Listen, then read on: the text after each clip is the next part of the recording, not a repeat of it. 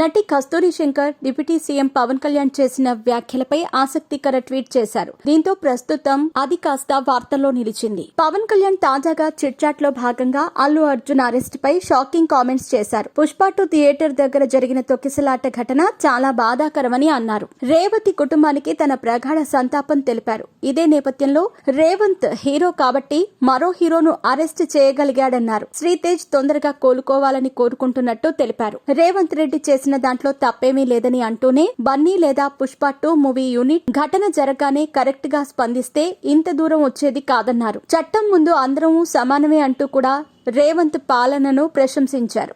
ఈ క్రమంలో పవన్ కళ్యాణ్ తాజాగా చేసిన వ్యాఖ్యలు ప్రస్తుతం ఇండస్ట్రీతో పాటు రాజకీయంగా కూడా కాకరేపుతున్నాయి. ఈ నేపథ్యంలో నటి కస్తూరి శంకర్ చేసిన ట్వీట్ ప్రస్తుతం వార్తల్లో నిలిచింది.